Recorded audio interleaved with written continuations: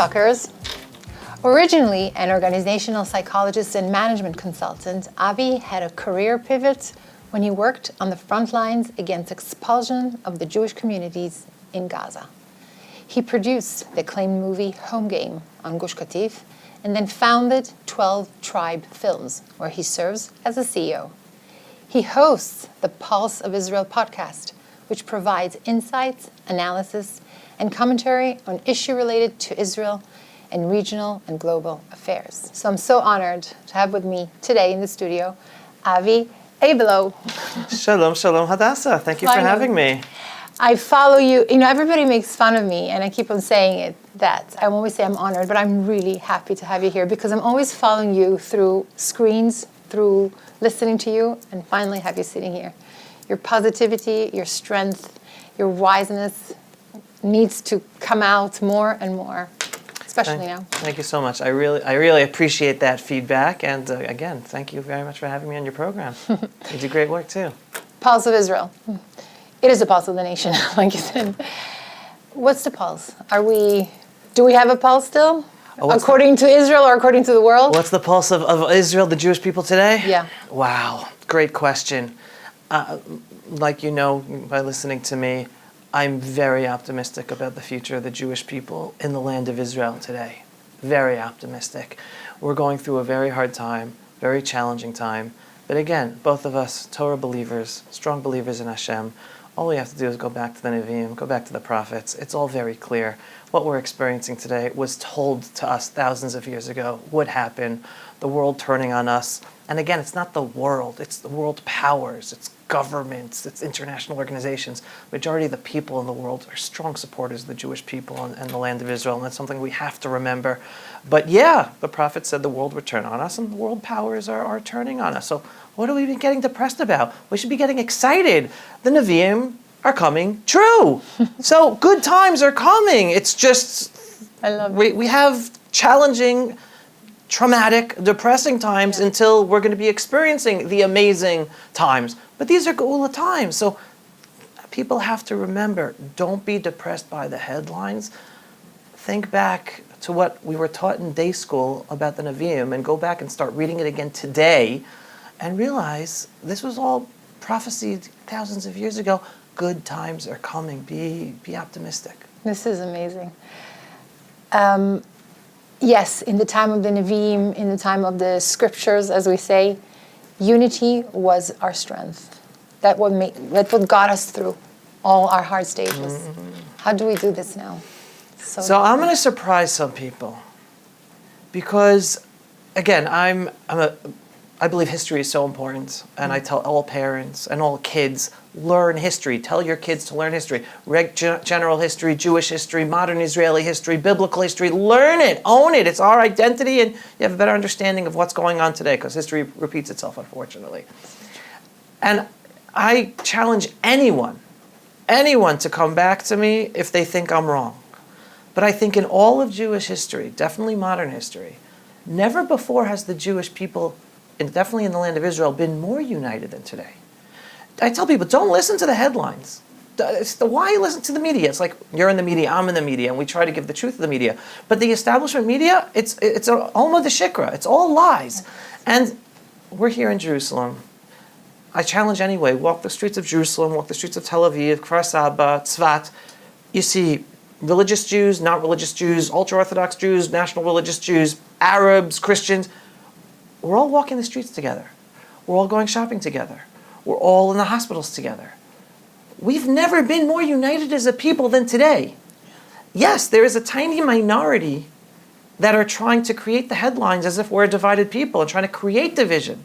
But they're a tiny minority, and they're very powerful, and they have a lot of money, and yes, they have a lot of power in the justice system and the Supreme Court and in the media and in the universities, but don't fool yourself to think that that's the reality. No, majority of the Jewish people in Israel today are very much united. We've never been more united and strong in understanding what we're up against, who we are and in a unity of purpose of being in our ancestral homeland.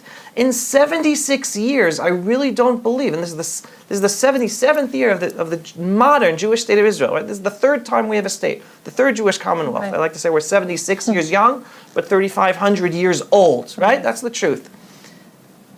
We are so united in purpose, where even you have people of the political, not just the political right, but the political left who today understand that our enemies don't want us here at all. There is no peace. There's no peace process possible with an enemy that is what I call Islamo-Nazis. I mean, they showed for the whole world and for even Jews of a more leftist political bent on October 7th that they're Islamo-Nazis. So never before have more Jews understood that our enemies are not killing us because of where we live, but because of who we are, despite our political affiliation or our religious lifestyle. To them, we're all Jews.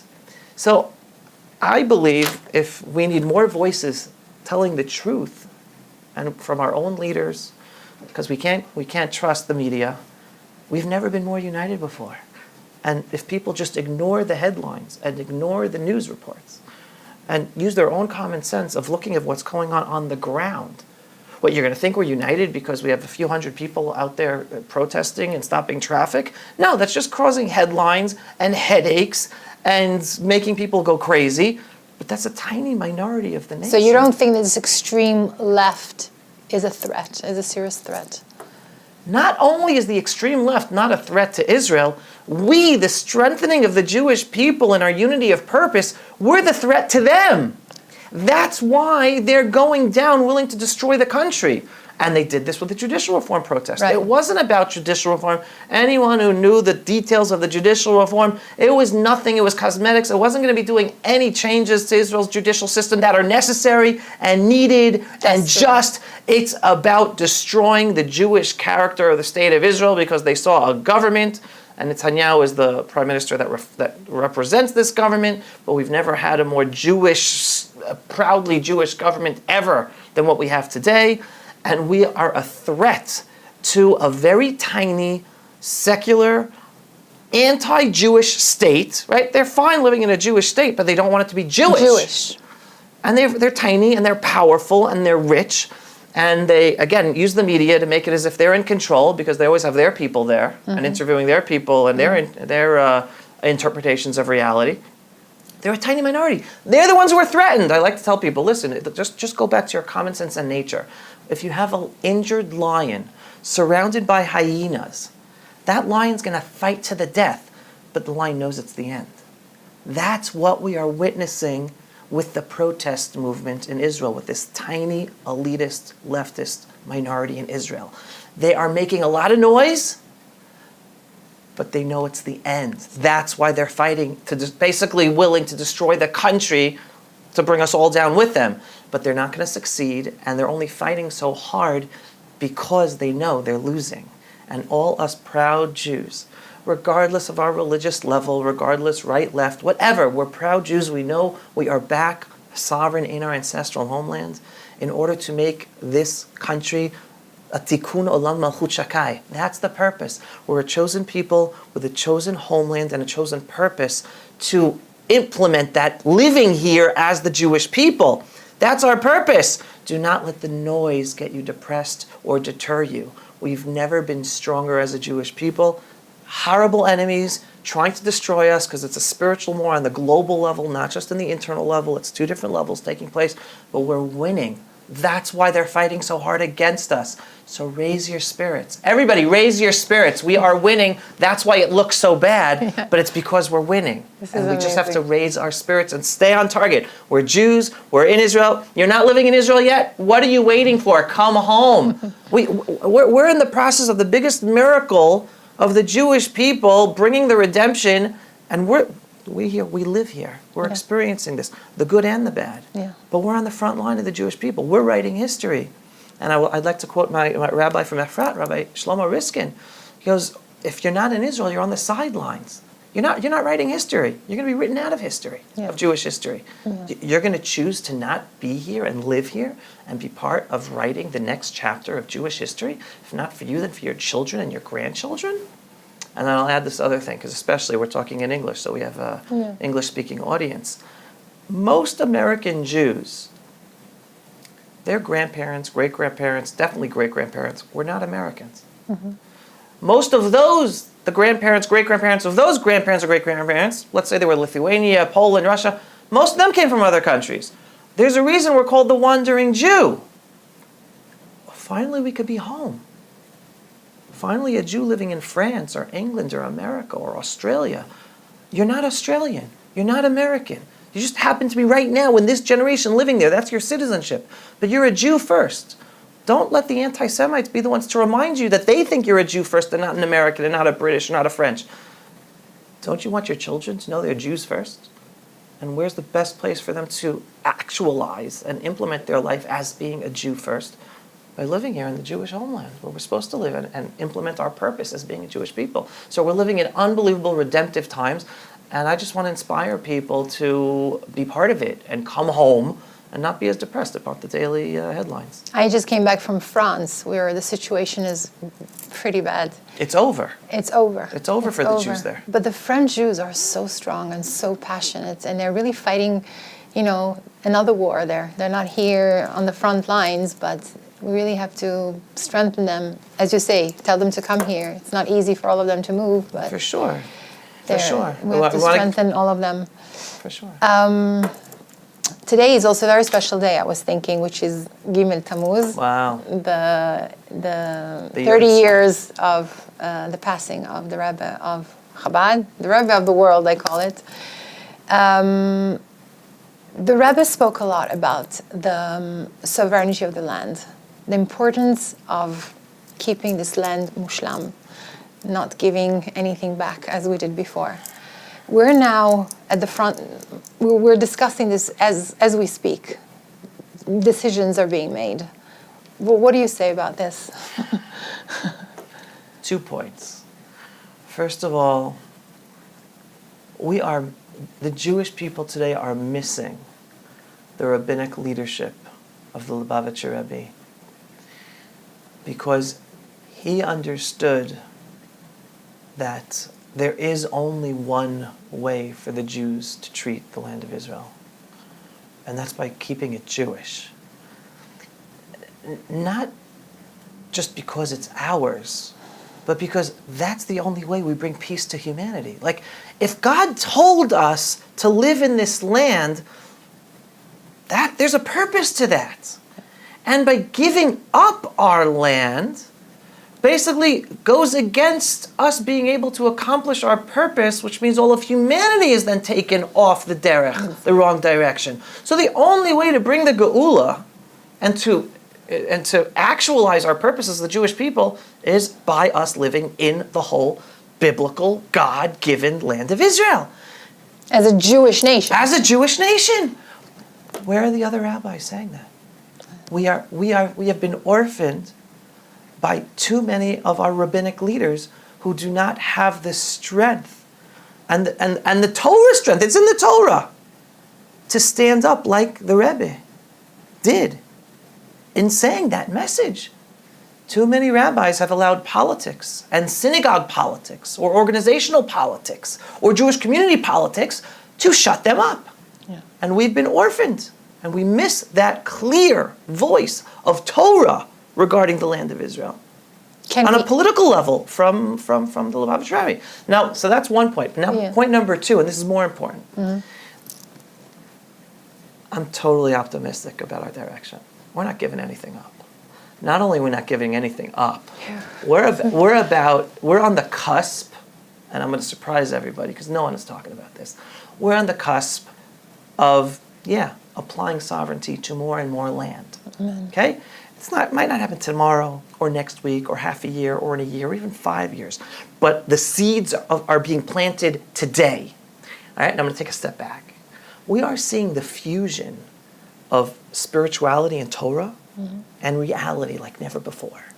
Because us Torah Jews were always on the defensive. No, we can't give the land away because it's God-given land, right? And then people who call themselves realists, who are really not realists, because you can't be a Jew and be a realist and ignore that we are a miraculous people living in a miraculous land. So, right, I like quoting David Ben Gurion, former founding prime minister of Israel, says a Jew can only be a realist if he believes in miracles. All right. So all the people who call themselves realists, no, the world won't let us. We have to give away land. We have to work with the Palestinian Authority, who are terrorists and genocide Jew killers. No, that's realism. No, we have to pull out of Gaza. No, we have to make a ceasefire with Hezbollah. They call themselves realists.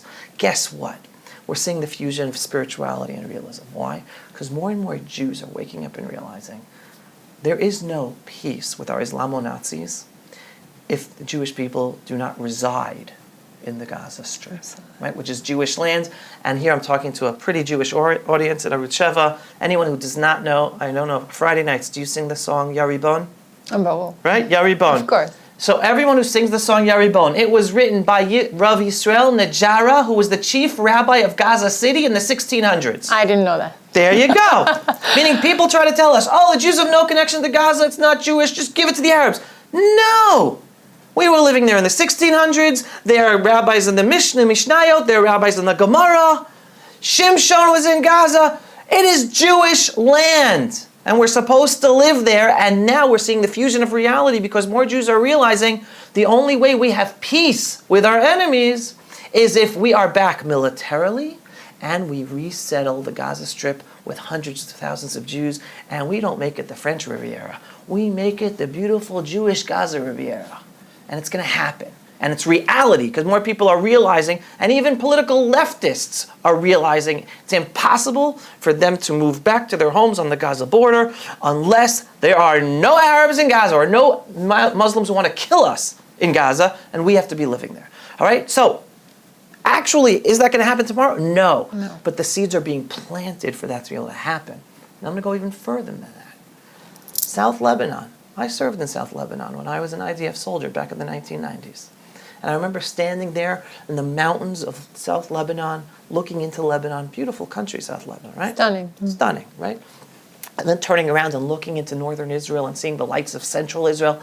I'm like feeling, wow, I'm so blessed to be a Jew serving in the IDF because I'm not just protecting all Jews in Israel. By me standing here in South Lebanon, I'm protecting Jews all over the world. Because I've always believed, and this is I was saying this back in 2005 in explaining why I was against the expulsion of Jews from Gaza. Because I say when the world sees Jews expel Jews from their homes and we give away our land, not only does that endanger the lives of Jews in Israel, that then leads to a spike of anti-Semitism all over the world. Because hey, Jews are fair game. Look what the Jews are doing to themselves. Same thing with South Lebanon. By us staying in South Lebanon, we were able to protect all of Israel and all Jews all over the world. 2006, the United Nations Resolution 1701. The United Nations was supposed to ensure, using UNIFIL, United Nations forces, that Hezbollah wouldn't be anywhere south of the Litani border. They were supposed to ensure Hezbollah couldn't get any weapons in South Lebanon. Guess what? The international community did nothing. Over 20 years, 18 years to be exact, as Hezbollah was right on the border, right on the fence, and bringing in hundreds of thousands of missiles.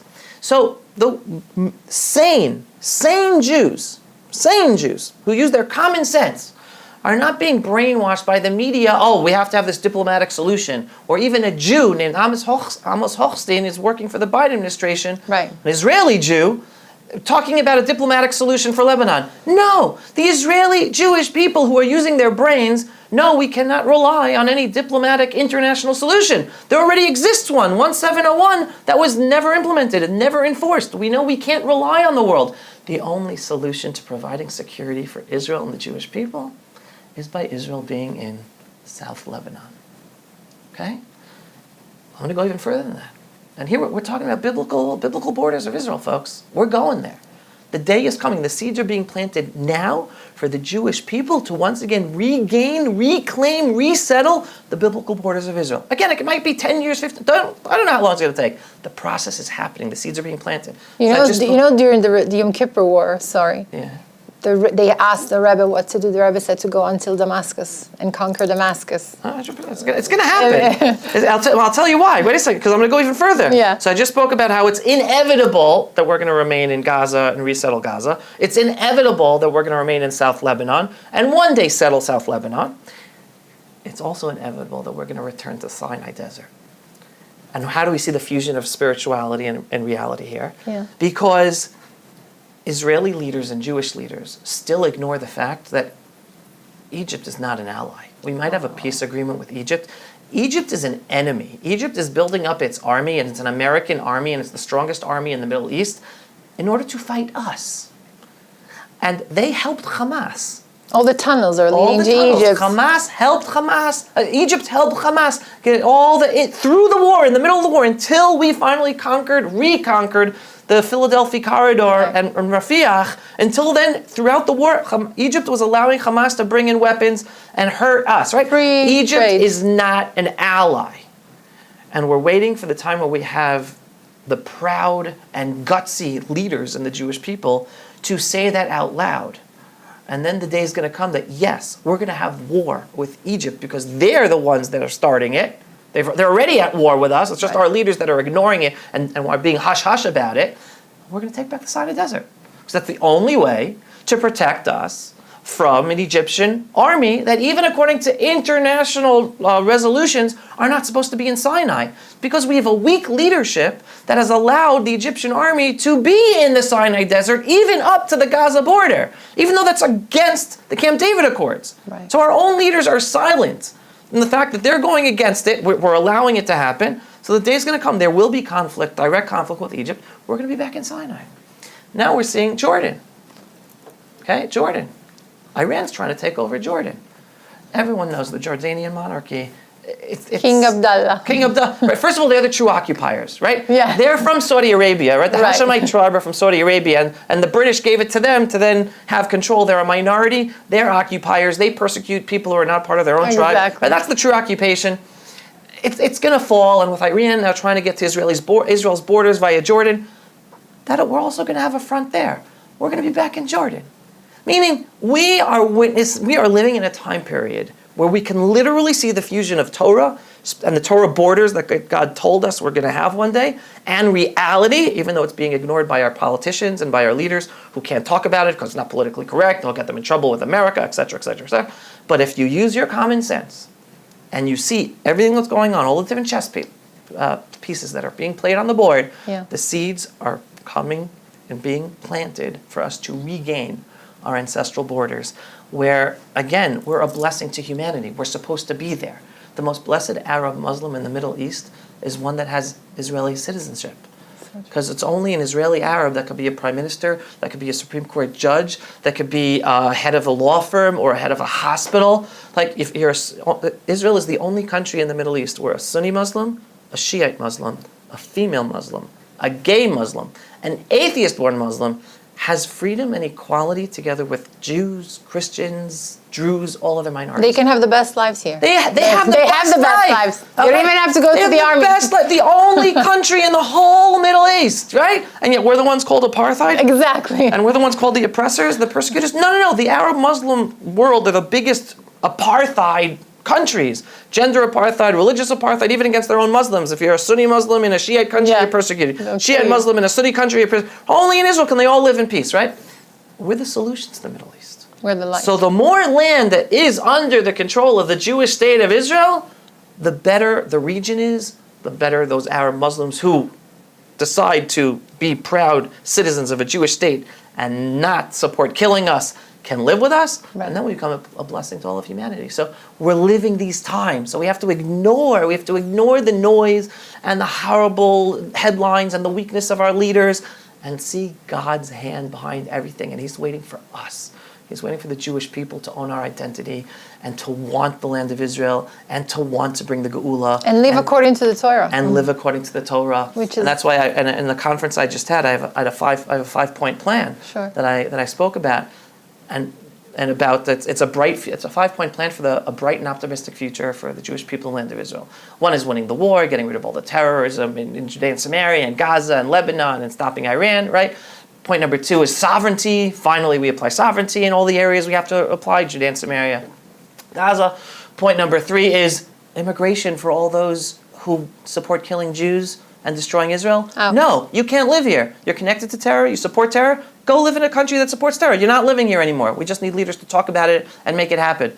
And then point number 4, citizenship. Those Arab Muslims who understand how blessed they are to live with us, and they're not connected to terror, and they don't support terror against us, they get citizenship in Judea and Samaria and Gaza. They're a tiny minority that are going to be left. Tiny minority, because most of them support terror against us, because that's what they're educated from with their mother's milk.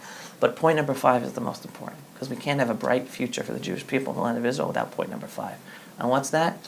The Jewish people and the Jewish state of Israel finally apply true sovereignty on the Temple Mount, where we have freedom of religion, where Jews can pray. We'll have a synagogue there. We start beginning to plan building of the temple. Right. But no peace can happen as the world and the Jewish leaders and the Israeli leaders ignore the fact that the war taking place today, one, it's a spiritual war, and one, it's a religious war. The Muslim world isn't against us because of where we live. It's because we're Jews acting as sovereign in our ancestral homeland. And that's against the tenets of Islam, which is that Islam is supposed to be running the world, and anyone else is supposed to be either a Muslim or a second-class citizen. They can't have us here. That's why they're first going after the Saturday people, and then they go after the Sunday people. We're just the canary in the coal mine. So there's no, let's make it clear for everybody, there's no anti-Israel. It's only anti-Semitism. It's anti-Jewish. It's anti-Jewish. Right? It's not about an anti-Israel campaign. It's not because we live in Judea and Samaria. It's not because they're oppressed. They're persecuted. All lies. Yes. All lies. Again, I like to tell people, we're not fighting the Gaza war right now. We're fighting the 77th year of the War of Independence. Yeah. Right? That war never ended. It was the war of the Arab Muslim world to exterminate us and throw us into the sea. But not only us, it's also for the rest of the world. And it's the rest of the world. We're just easy prey. Exactly. Right.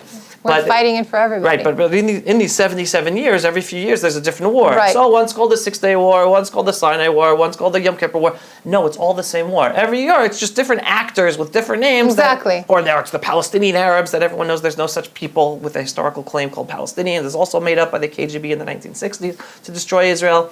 But ultimately, it's a religious war. And the best way to win that religious war is by first showing them, we understand it's a religious war, and we're willing to live peace with you, but you got to respect us. And first we have to respect ourselves. And the Jewish people, we cannot have self-respect if we ignore the fact that our holiest site, which is holiness to other people in the world as well, but it's our holiest site, must be respected as our holiest site. Means we have to have total sovereignty over the Temple Mount. We have to allow Jews to pray on the Temple Mount, all according to halakha, of course. I go up to the Temple Mount all the time, go to the mikveh, only walk where we're allowed to walk. Jews go every day. But we have to have finally where the Jewish people and the Jewish state of Israel are not embarrassed about our holiest site. And we don't allow another people and another religion to desecrate our holiest. Every day is a Chilul Hashem up there, what the Muslims are doing and not allowing us to daven on. But this all comes once we are standing proud with our Jewish, we still don't have an identity. Israel is still struggling with its identity in the rest of the world because we're trying to be like everybody else. The moment we have a strong Jewish identity, the world will respect us. So again, I believe there's a separation, there's a difference between the majority of Jews in Israel today and leadership and media. The majority of Jews in Israel today do have a strong Jewish identity. They are inspirations. Look at the soldiers in Gaza. Right. We're stuck with a leadership, again, military leadership, political leadership, university leadership. But what do we do with that? We're. It's up to us, the people. We can't wait for the leaders. We are the people have a mistake thinking that elected officials are leaders. No, they're not. They're elected officials. They're waiting for us to see, you think? Exactly. They're followers. Anyone who's elected to a position is a follower. He's looking at what's going on. He's reading the headlines. He's looking at the surveys, the polls. He's a follower. Elected officials are not leaders. We, the people, are the leaders. So we have to stop being influenced by the lies and the demoralization of the media that is trying. They're the ones influencing the elected officials. Because the elected officials saying, oh, the establishment media is saying this, then I have to follow that. And ignoring their own, the reality of the Jewish people on the ground. Majority of the Jewish people on the ground, we have to stand firm in our proud Jewish identity, that we want Israel to be a proud Jewish state of Israel, applying the values of the Jewish people as best as possible in a modern world where not everyone is the same and we can't force people to act a certain way, but that's the spirit of the country, not be afraid of it, not be embarrassed about it. When the people speak, and we're seeing that, like you mentioned yourself, because the King David-like heroic fighters we have in Gaza today, and I have 2 sons fighting in Gaza today, and I know what's going on there, and I know the spirit. That's the people. That's the unity. Right, left, center. Politics is put aside. Each one of us is a leader. More than 9. Let's use 90%. More than 90% of Jews in Israel are united on 90% of the issues, but the media uses 10% of the issues that are divisive to make it look as if 90% of the people are divided. So people like me and you who are tiny little, I mean, I'm much smaller than you, but we can really, in our own world, do a little bit to make a change, because eventually the change will come. 100%. I believe our roles are very important, no matter how small or how big we are, because each Jewish soul, or even non-Jewish soul, that we reach to strengthen their own identity, and for Jews to strengthen their own Jewish identity, and for non-Jews to strengthen their Bible-based values, even if they're not Jewish. The future is positive, and it's up to us, despite our leaders. Yeah. And we're going to overcome it, because then we're in the process of raising a whole new generation of elected officials who will lead, because they come from the people, connected to the people. And again, I don't know how many people talk about this, but I talk about the corruption within the justice system, the corruption within the bureaucratic system, that they try to lead Israel and make the decisions for Israel, despite us going to elections and electing right-wing governments. No matter how right-wing a government we elect, the justice system and the Supreme Court and the state prosecutor's office, together with the media, together with the universities and professors, they all make sure whatever decisions we want to be implemented or appointments we want to be appointed don't happen. That has to change first. That's right. No. So when's that going to change? That's going to change when they realize they totally lost the trust of the people. Yeah. And I'll give you an example this week of showing how that's changing within the justice system. Because more and more Israeli Jews are realizing there is no justice in the Supreme Court.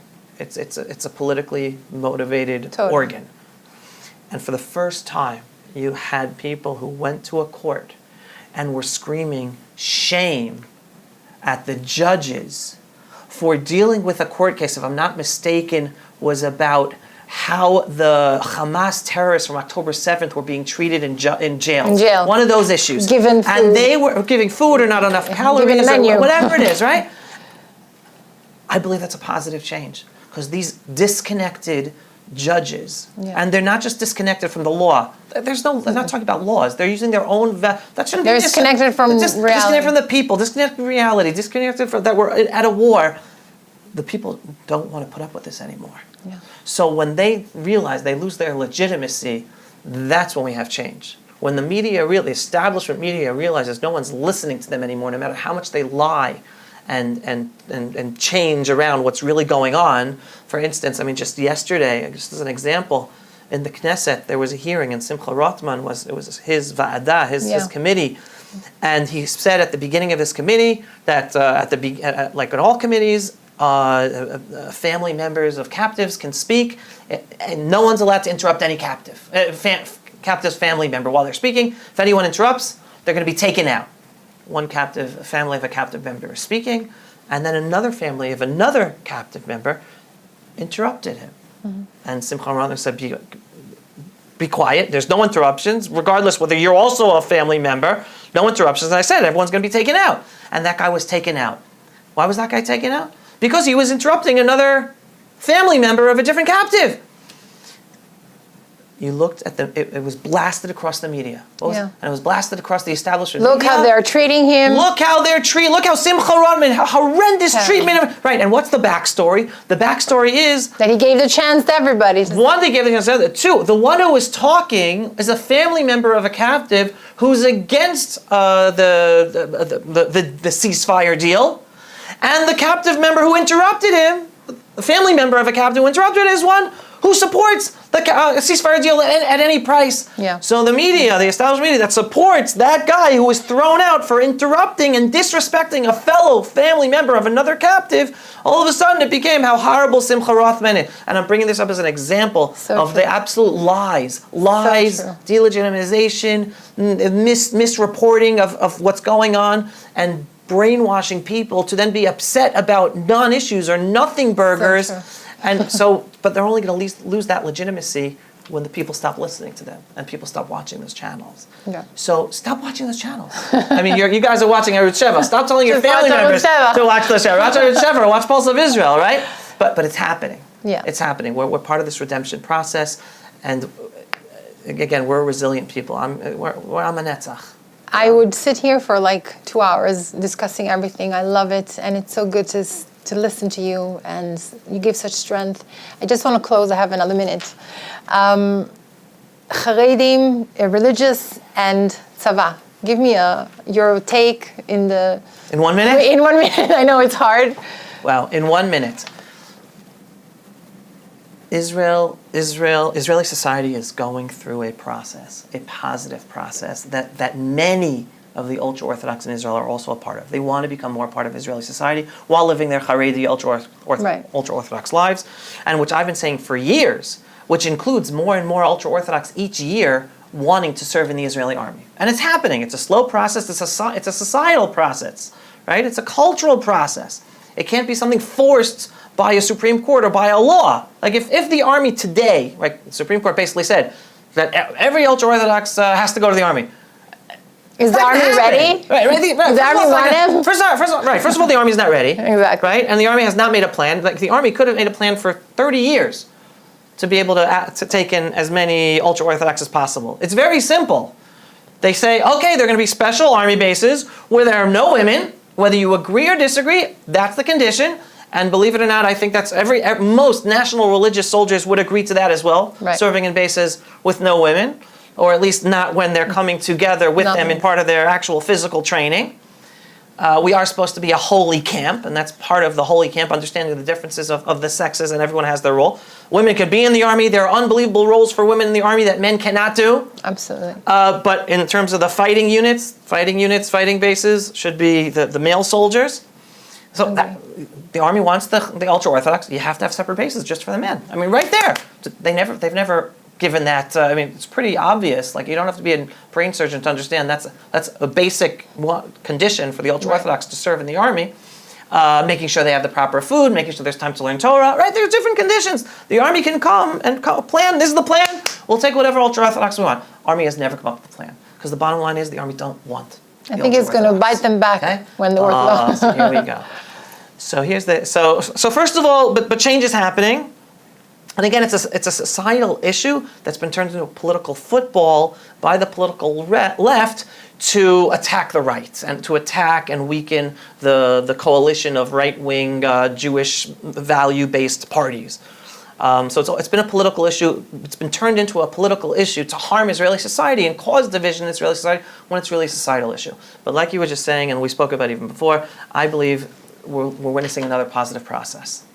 Because ultimately, because the Supreme Court is forcing the issue, and the army is going to have to take in more ultra-Orthodox soldiers, however it's going to happen within the next year or 2 or 3, we're going to be witnessing a process of the first Jewish army of the Jewish people in our ancestral biblical homeland in over 2,000 years becoming more Jewish. And that's the thing that those running the Supreme Court and running the political left... They're going to go mad. Exactly! They do not want that, and they're forcing it to happen. It's unbelievable. Like, people look beyond the headlines. By them forcing it to happen, by them forcing the army and the country to force ultra-Orthodox into the army, the more ultra-Orthodox and the more national religious in the army, we're going to be changing the army to be a true Jewish value-based army that we're supposed to be, based on Torah values that we're supposed to be. So they're doing it in order to hurt the Emuni, belief-based camp and water down Israel as a political bludgeon, and it's going to bite them in the tuchus. So I'm very positive. Oh my God, I love it. Wow. Such inspiration. I love all these points. I hope people are listening and taking notes. Avi, I think you should go all around the world. I know you've been in America. I think you should go to Europe. You should go everywhere and speak and talk and scream. Well, thank you so much. Well, first of all, anyone who's not yet following me or they're just learning about me, they can go to my pulseofisrael.com. Pulse of Israel. Yes. To listen to me on a daily basis. And anyone interested in inviting me, contact me. It'll be a pleasure to come. I try not to leave my holy land of Israel for many reasons, but every once in a while but to you'll inspire. hop on a plane. Yeah. Well, thank you so much for having me. Thank you, Avi. Thank you so much. Keep on doing your holy work. Pulse of Israel, look for it. We'll put it underneath. And keep on being inspired. Pack your bags. You're coming to Israel. Take care.